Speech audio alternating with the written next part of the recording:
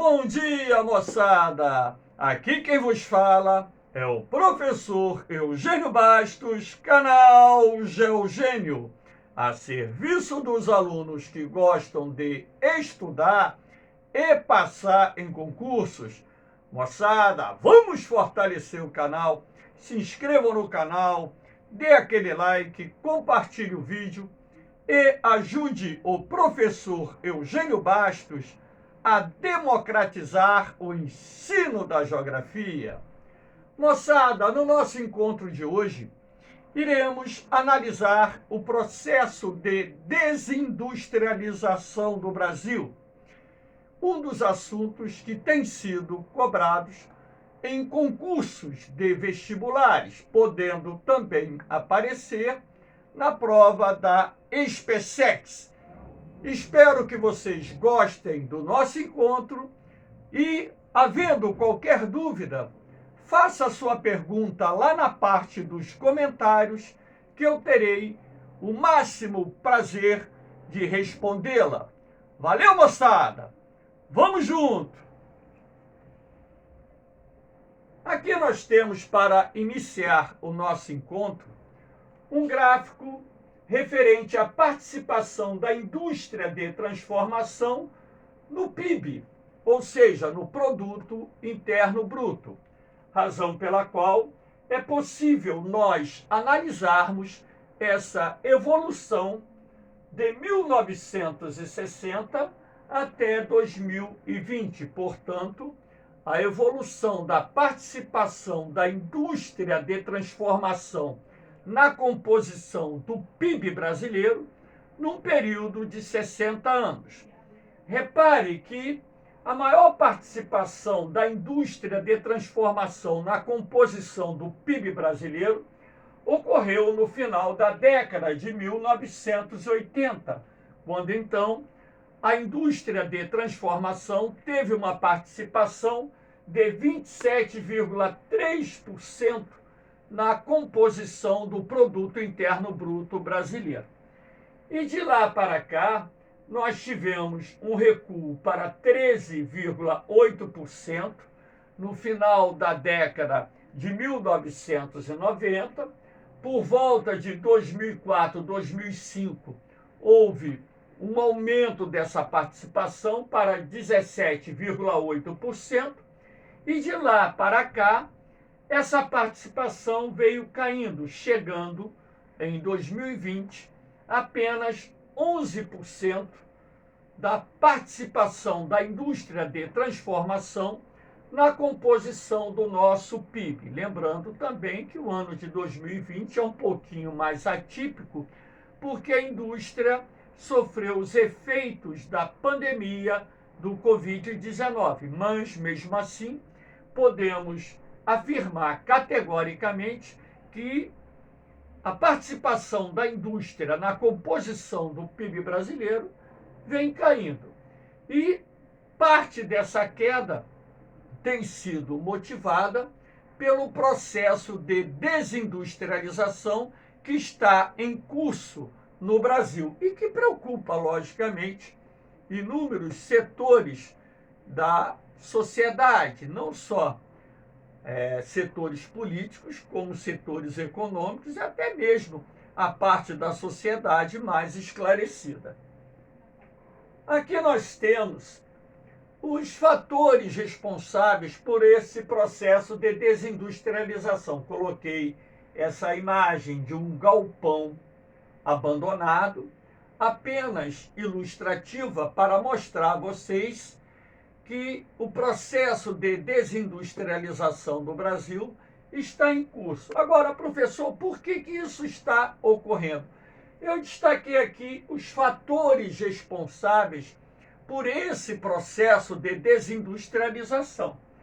O custo Brasil é uma cesta de elementos que vão incidir no custo final do produto, não só consumido internamente em nosso país, assim como aquele que é exportado para vários mercados internacionais.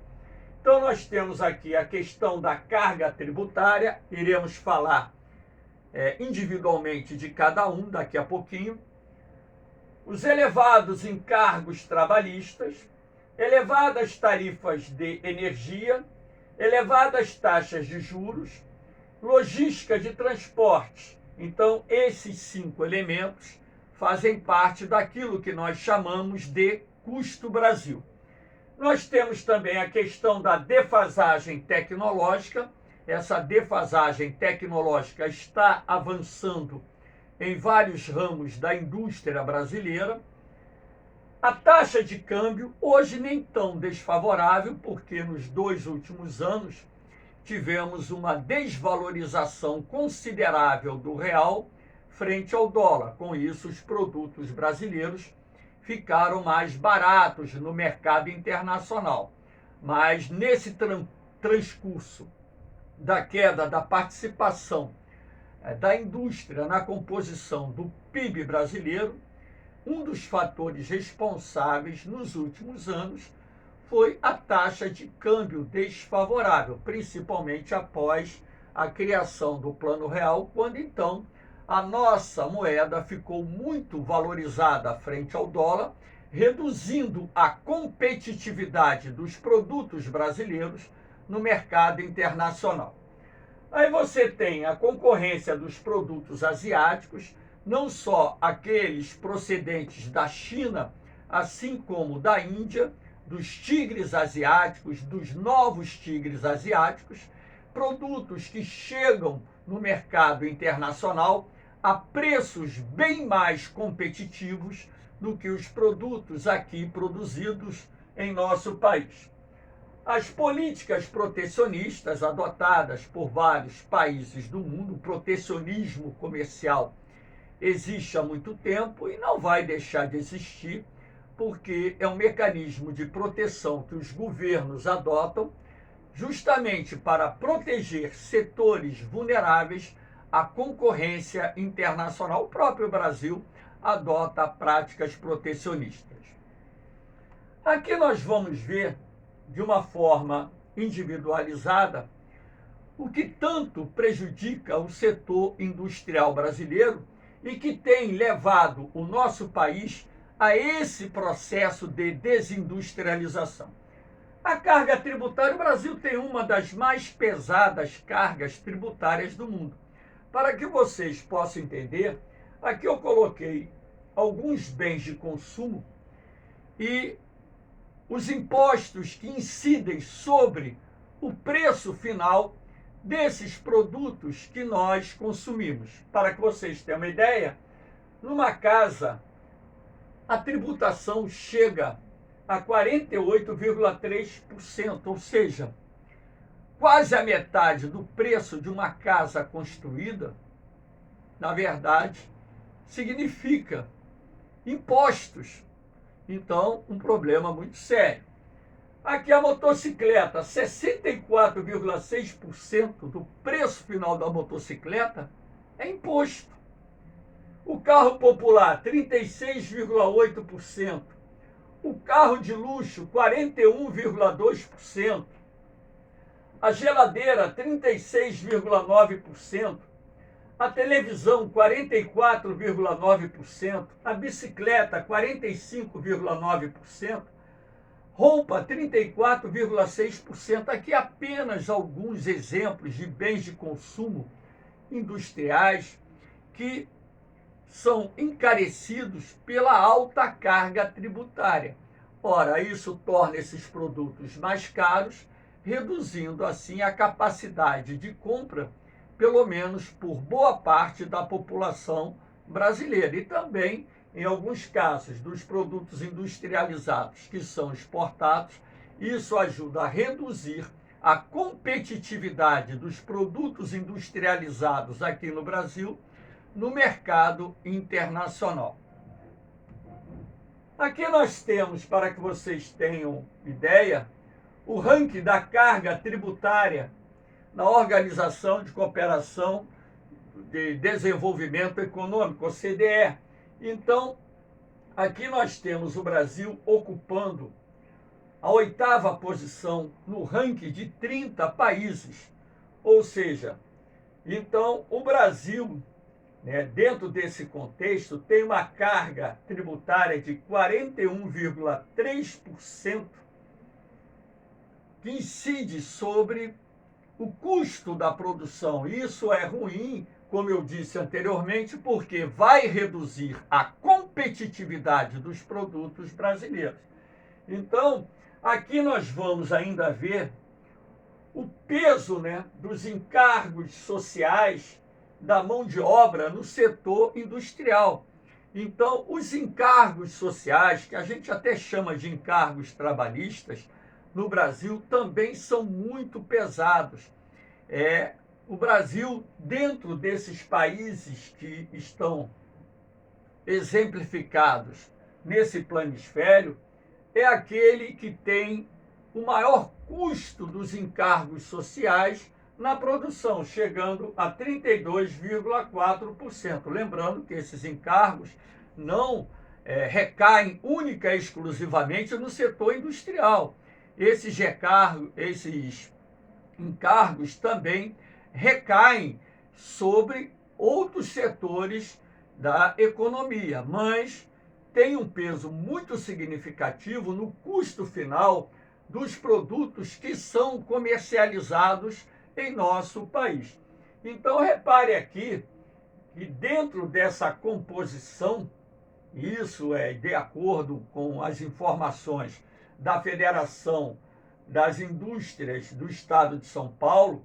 Então você tem aqui, ó, segundo a Fiesp, a indústria de transformação é responsável por 16,6% do PIB brasileiro e participa com 36,7% na carga tributária.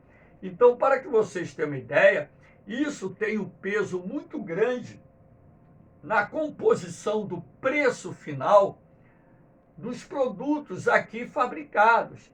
E isso vai não só limitar a capacidade do consumo da população brasileira, assim como vai limitar a nossa capacidade de exportar para o mercado internacional, porque ao sofrermos ou enfrentarmos concorrência de produtos asiáticos, o que acontece? Nossos produtos ficam mais caros em relação a determinados países do mundo, e isso vai reduzir a possibilidade de ampliarmos as exportações de produtos industrializados para o mercado internacional. Então, nesse conjunto, para que vocês tenham uma ideia, aqui, 32,4% dos encargos sociais para a indústria brasileira, na Coreia 17,7%, no Japão 18,8%, para que vocês tenham uma ideia de dois países aqui asiáticos que possuem encargos bem menores do que o Brasil. Todos esses países que estão assinalados, sejam eles em vermelho ou azul, os encargos são menores do que os encargos brasileiros. Isso, como eu disse, ajuda a encarecer nossos produtos, reduzindo assim a sua competitividade no mercado internacional.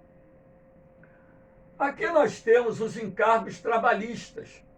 Então, os encargos trabalhistas são muito altos. Os encargos trabalhistas, na verdade, é uma relação que existe entre o valor pago ao trabalhador, ao operário, funcionário de uma determinada empresa e aquilo que a empresa tem que recolher em cima do salário que é pago a esses trabalhadores, ou seja, de uma forma comparativa, uma relação entre o salário e aquilo que a empresa paga a mais como encargos trabalhistas, não aos trabalhadores em si, mas são os diversos encargos que incidem no custo final da mão de obra dentro de uma empresa. Então aqui eu coloquei um ranking de 10 países e vocês vão perceber o seguinte, que os encargos trabalhistas aqui no Brasil correspondem a um pouquinho mais de 70% do salário que o trabalhador recebe. Vou dar um exemplo. Se um trabalhador, hipoteticamente falando, receba R$1.000, ele não vai custar R$1.000 para a empresa. Ele vai custar 1.700 e R$ 10 para a empresa, dentro de um padrão médio. Existem empresas em que esses encargos sociais são até um pouquinho maiores, mas na média aqui no Brasil, o salário pago ao trabalhador é acrescido em mais de 70% ao custo da empresa no que tange aos encargos sociais ou encargos trabalhistas que a empresa é obrigada a recolher. Repare que a França, que aparece aqui em segundo lugar, tem encargos um pouquinho superior a 40%. A China vem em terceiro lugar, com encargos nessa faixa de 40%, e abaixo dos 40% você tem a Itália, tem a Bélgica, tem a Espanha, abaixo dos 30% Portugal, Argentina, Romênia e Malta. Então aqui eu fiz uma relação dos 10 países que dentro da pesquisa apresentada apresentam os maiores encargos trabalhistas. Lembrando que esses encargos trabalhistas também irão compor o preço final dos produtos, porque a empresa ela não absorve esses encargos, ela repassa esses custos para o valor final dos seus produtos, tornando-os mais caro e dessa forma limitando a capacidade da empresa aumentar as suas vendas não só no mercado interno, assim como no mercado internacional. Lembrando que esses encargos trabalhistas também penalizam outros setores da economia brasileira. Aqui nós temos o custo da energia elétrica para a indústria. Então, nada melhor do que esse gráfico para que vocês possam perceber que dentro da relação desses países aqui assinalados, o Brasil aparece no ranking na quarta posição, ou seja, é o quarto país no ranking mundial das tarifas ou do valor da tarifa de energia cobrada à indústria. Então, repare que na frente do Brasil só tem a Itália, a Turquia e a República Tcheca. Ora, se você levar em consideração que a indústria é o setor que mais consome eletricidade no Brasil e que a eletricidade, o consumo de energia, terá também uma participação na composição do preço final do produto aqui produzido, ora, se você tem uma tarifa de energia muito cara, isso faz com que os nossos produtos industriais também fiquem mais caros. E isso também irá contribuir para a queda da competitividade dos nossos produtos no mercado internacional. Uma coisa é atrelada à outra, é como eu disse a vocês. O empresário ele não absorve esses custos. Esses custos vão aparecer na composição dos preços finais dos produtos industriais que nós consumimos e que nós exportamos para vários mercados do mundo. Então, o preço da tarifa de energia aqui no Brasil é muito caro. Se nós levarmos em consideração que a nossa matriz energética é predominantemente limpa e renovável e de baixo custo de geração, esse elevado custo da energia não é, vamos dizer assim, algo salutar para a economia e muito menos para a sociedade, porque até vamos dizer assim, uma contraposição a uma realidade que deveria existir e não existe.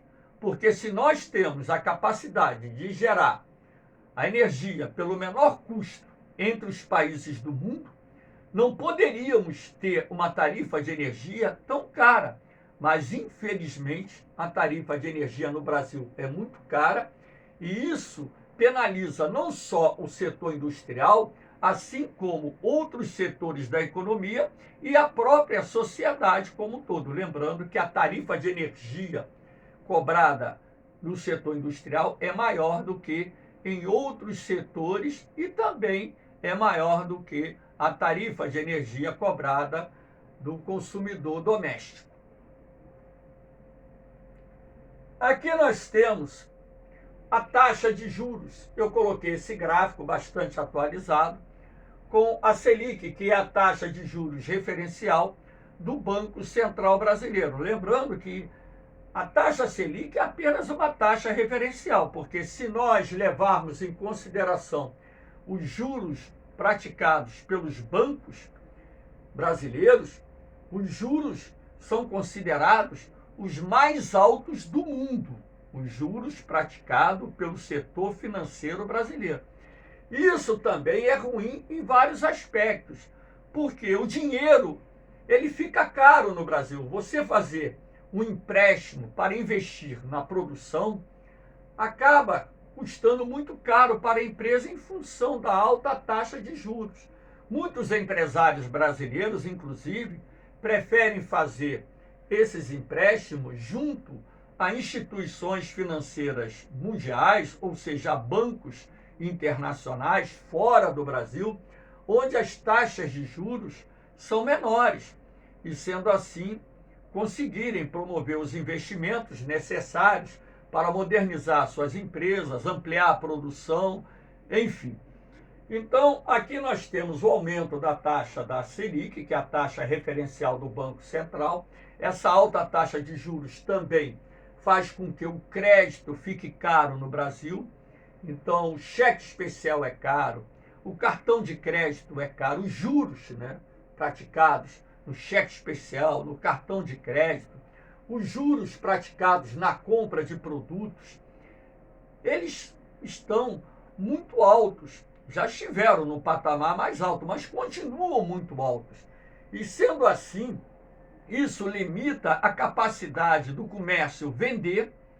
Se limita a capacidade do comércio vender, reduz a reposição de estoques, afetando o setor industrial, que, por sua vez, poderia estar produzindo muito mais se as taxas de juros praticadas no Brasil estivessem dentro da média internacional, não tão altas como se encontram no momento e também se encontraram no passado recente.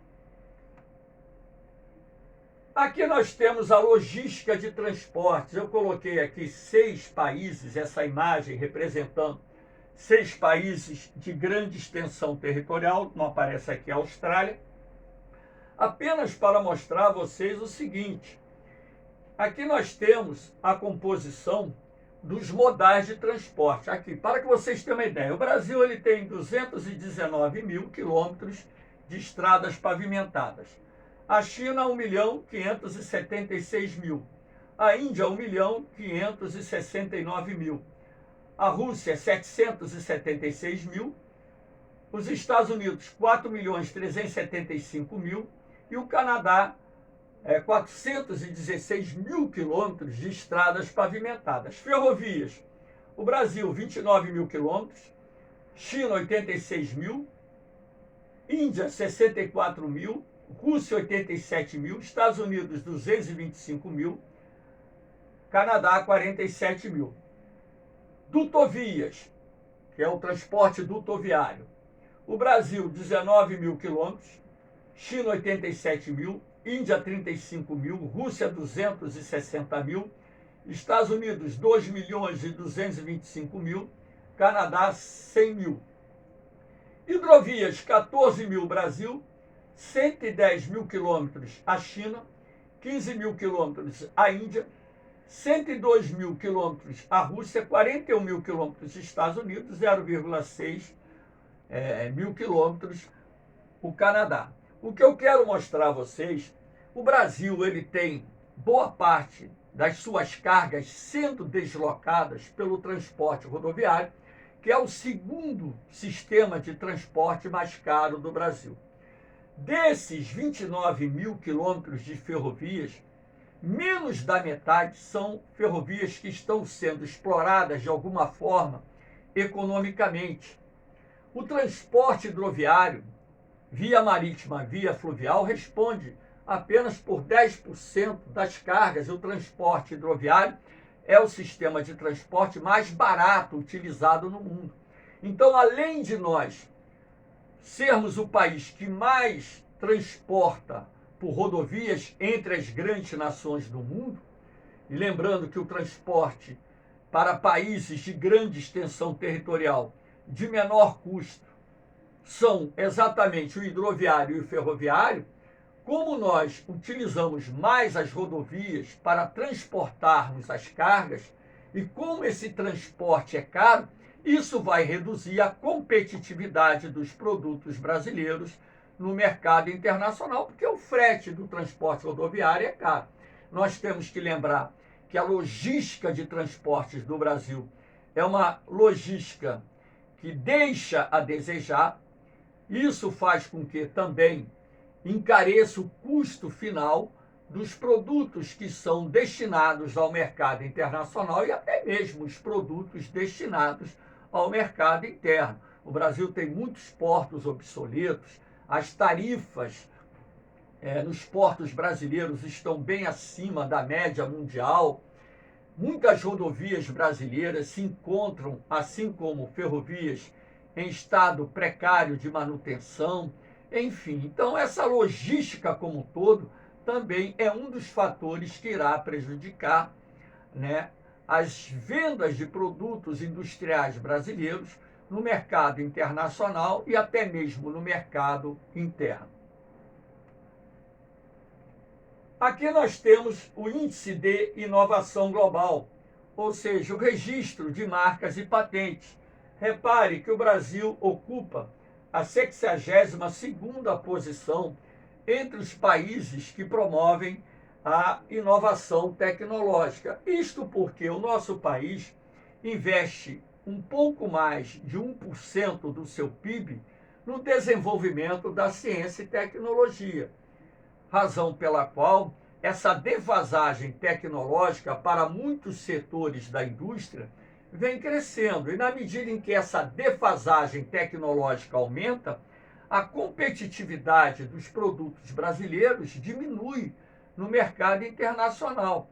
Então, todos esses fatores, direta e indiretamente, irão contribuir para a perda de competitividade da indústria brasileira e contribuir também para o processo de desindustrialização em curso existente no Brasil. Eu mesmo assisti entrevistas de empresários brasileiros que transferiram unidades de produção para outros países aqui da América do Sul, onde os custos de produção são mais baixos, empresários que inauguraram fábricas na Índia e outros países asiáticos, onde os custos de produção são menores, para que eles possam sobreviver a uma economia globalizada altamente competitiva.